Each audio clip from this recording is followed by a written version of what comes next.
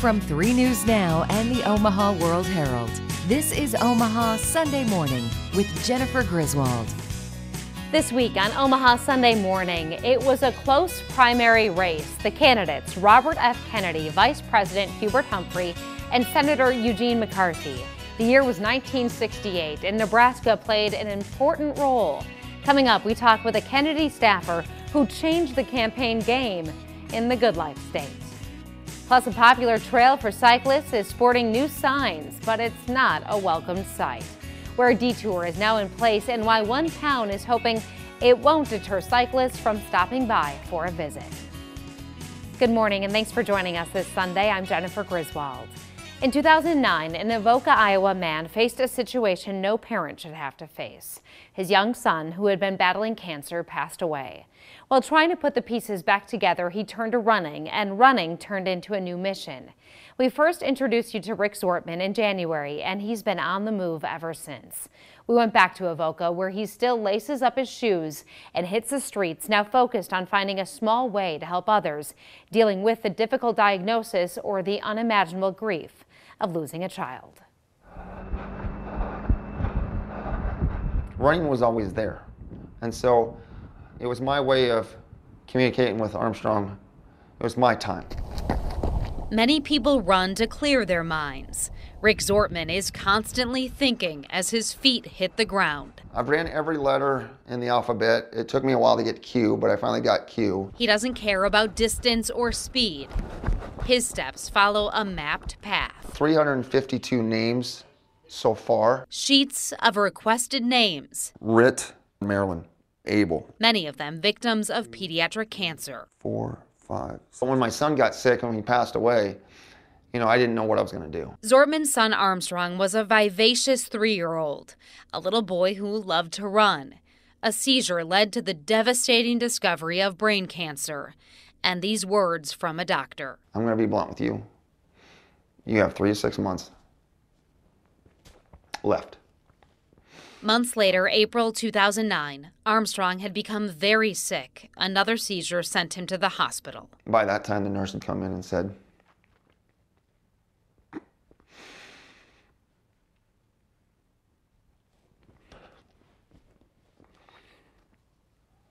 he had passed away. Zortman took that grief and turned to running. It was my way of being like, okay, my time's with you. Let's have a little one-on-one conversation. Just last year, he got a new idea. Spell out words with a running app that tracks his route. September 1st came, Childhood Cancer Awareness Month. First name, out of the box, it's going to be Armstrong. Why stop there? So while I'm running Armstrong's name, I'm thinking, I wonder how I can do this for other kids. A human Etch-a-Sketch. Certain names work better horizontally, others diagonally. Some children are still fighting. Others won't have their names said out loud as often as they should. He wants to create a community. My hope is that people realize that childhood cancer is a thing and that people have gone through it. By sharing the names on social media, he's mapping a path for parents who feel lost. By connecting them, raising awareness, and encouraging donations to fight pediatric cancer. To be able to run and then to be able to keep going has meant a lot to me. There is no guaranteed route in life, but we can plan our steps so we reach others. And this weekend, he ran the St. Jude Half Marathon in Nashville. He's passionate about that cause. We have ways you can donate to that, as well as how to submit a name for him to run on our website, 3newsnow.com. If running isn't your speed, maybe plogging could be. It's a strange sounding workout trend, but it's starting to catch on right here in Omaha. Ploggers are really just joggers on a mission to pick up litter that's piling up on nature trails or in city parks. They bring plastic bags and gloves on their jog and stop when they see a piece of garbage to clean it up. Too fast? You could slow down and go for a plock if you prefer. That's walking, of course. Keep Omaha Beautiful gives out pickup supplies for free. You just have to call their office and ask. A trip across Nebraska can seem slow going. Now imagine making it in 1968 via a Union Pacific train.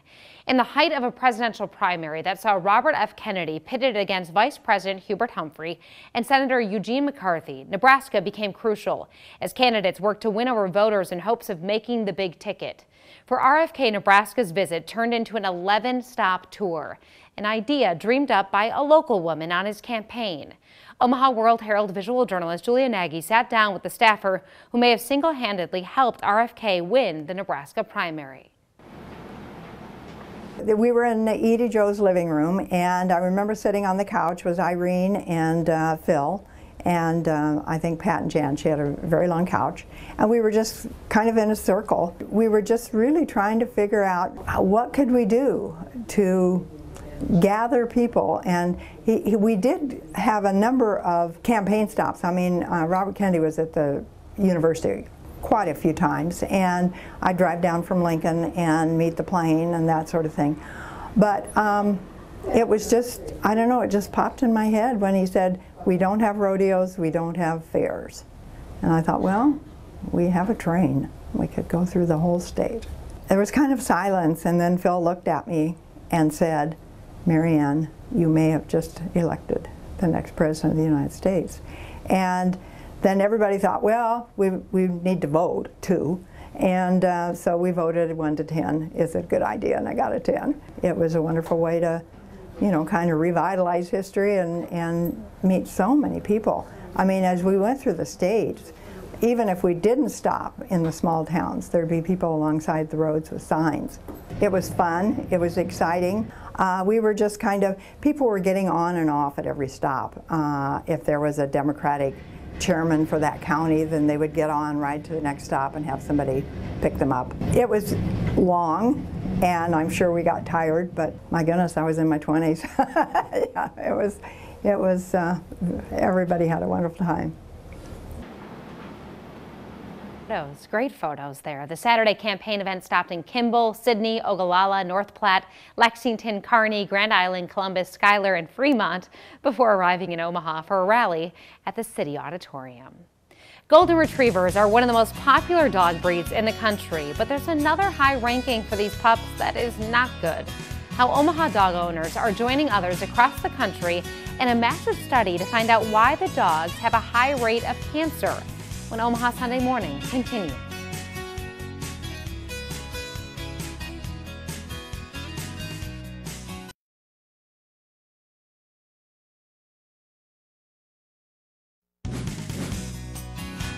They are smart and playful, considered a great family dog. That's probably why Golden Retrievers are the 3rd most popular dog breed in America.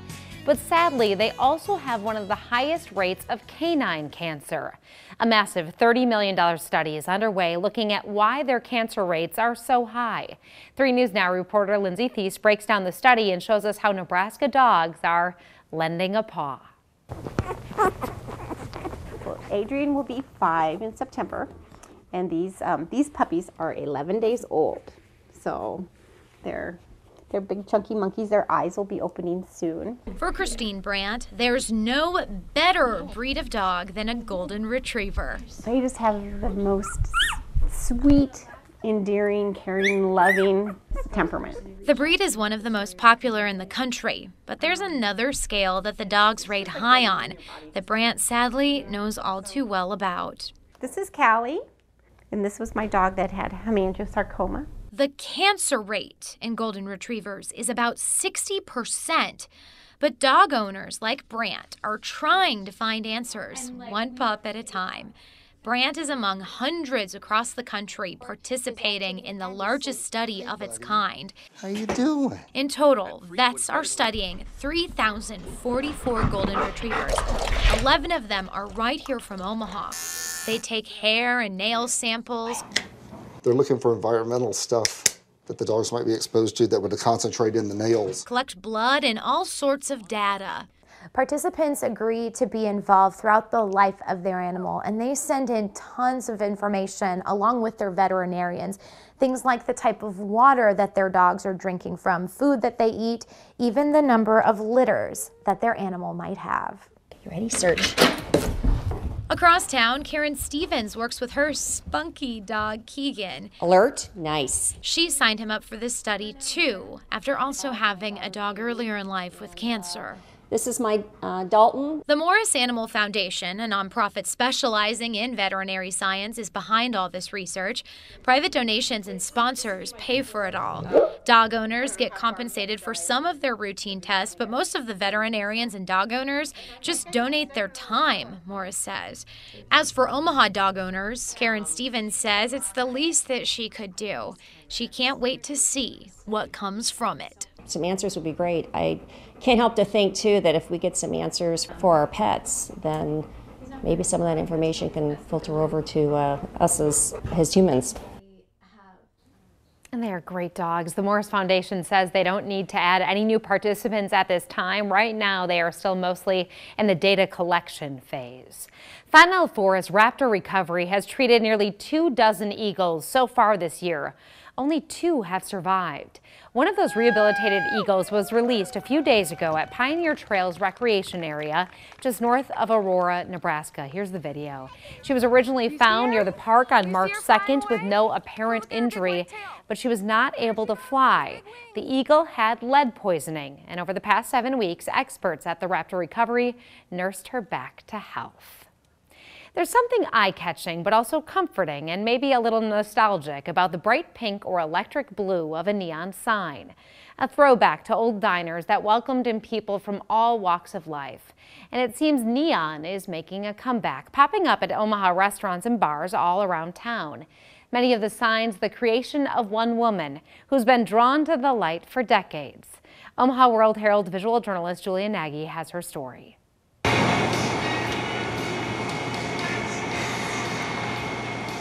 It's always, even after all this time, it's really being able to make something with all perfect bends. Like everything on it is perfect, it ends up beautiful, and you get to light it and see it, and it's just exactly what you wanted it to look like. And I get to be creative, and I get to work with my hands, and I get to see my stuff around town. It's just, I like everything about it. It draws you in, it makes you look. You want to know what it is or what it says. It's alive, it's a glowing gas.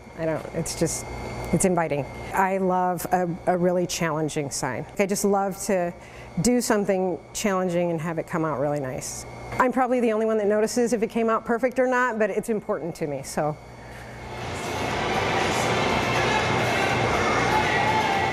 Such a cool process. She works out of a small studio inside Signworks off 47th and F.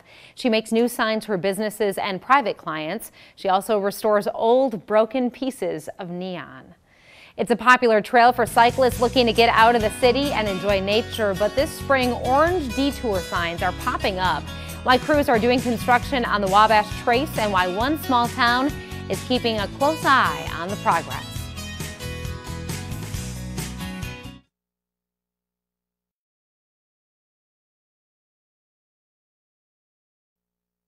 It's a popular nature trail for cyclists looking to trade in the hustle and the bustle of the city for a scenic ride through the country. However, this summer, cyclists will hit a roadblock. Work on a bridge on Highway 34 just outside the town of Melbourne will affect the trace. A detour is now in place. For a town that sees a lot of bike traffic, a detour is concerning. Omaha World-Herald visual journalist Megan McGill explains the possible impact on businesses. It's a dirt path lined with trees in the spring sunshine that runs 63 miles. But the Wabash Trail brings more than just cyclists, it brings money. Our weekend traffic is very big from the trace. Alicia Hagan owns a cafe in Melbourne, Iowa. She says 40 to 50% of her customers come from the bike trail in the spring and summer months.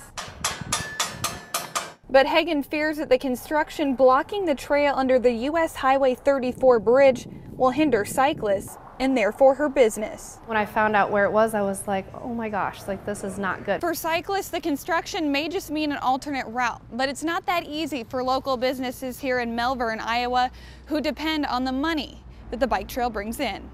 I mean, it could be detrimental to our business. Hagan says her neighbor C&M's Cafe also relies heavily on Trace clientele. It's a big deal to the whole town if we don't have them here.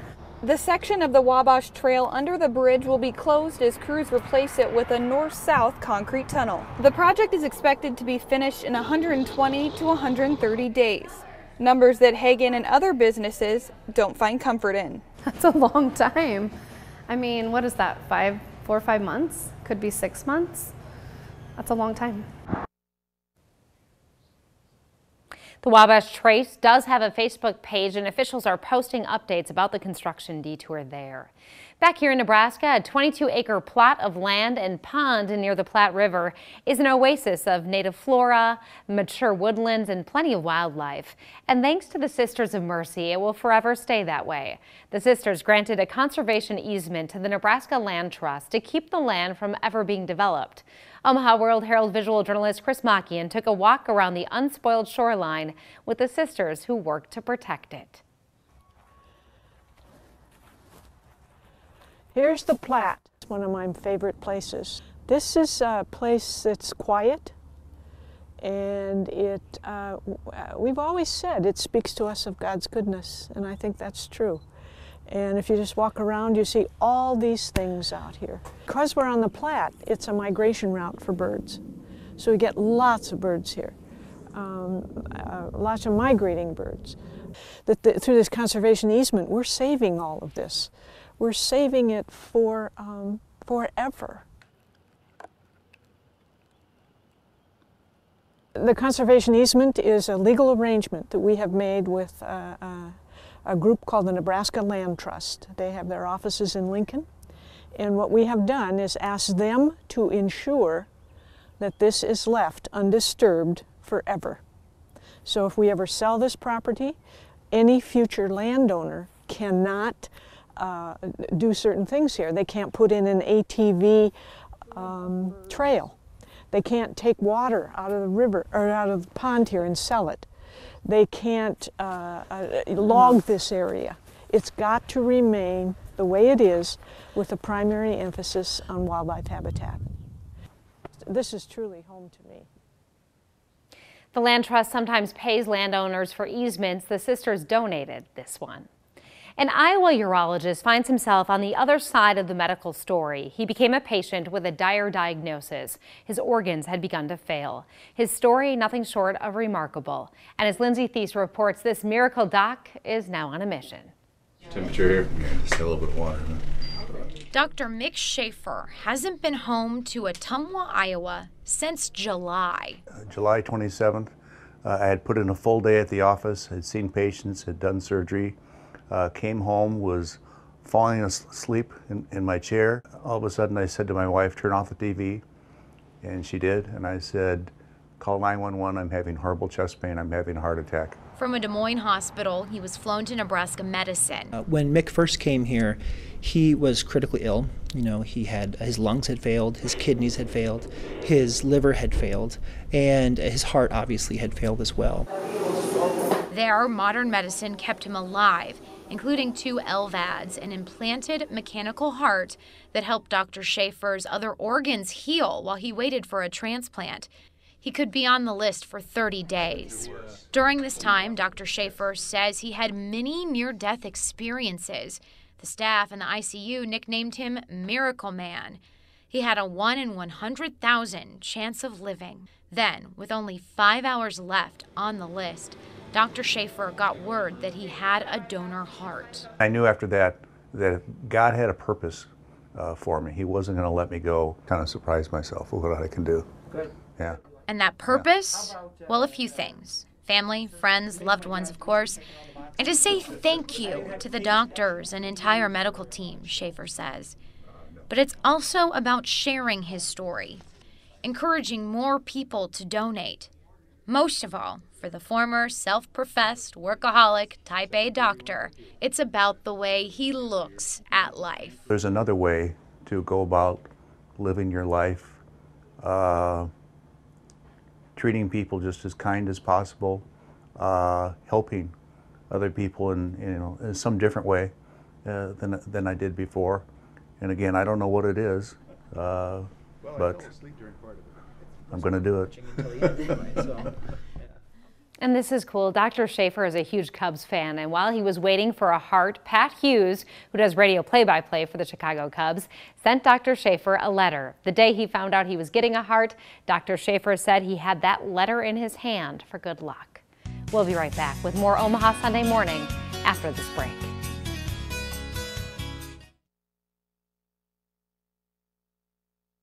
Do another block.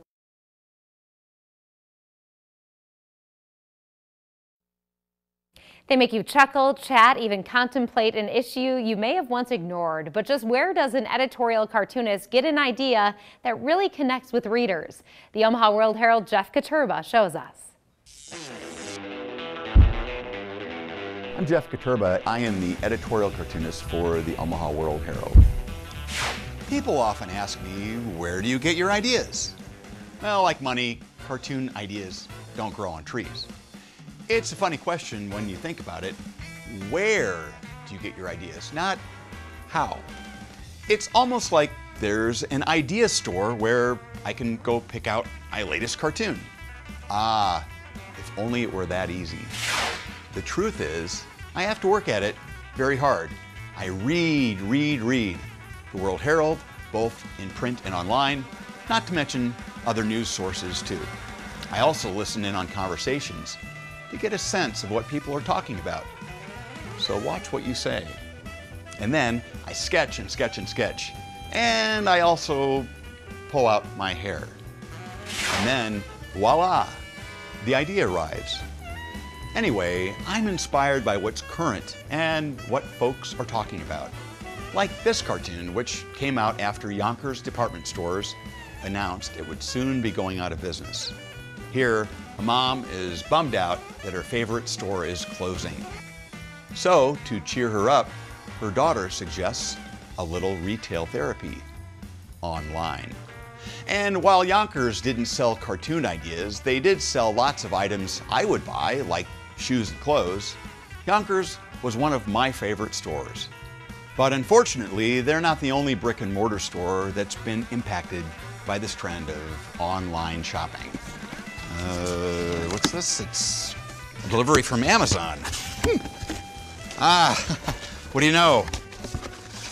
It's my next cartoon idea.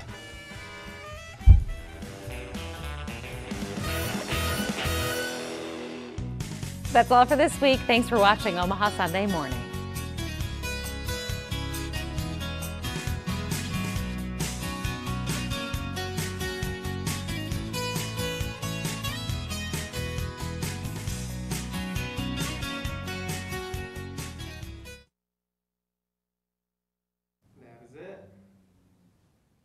To the captioner, we are done. Thank you so much.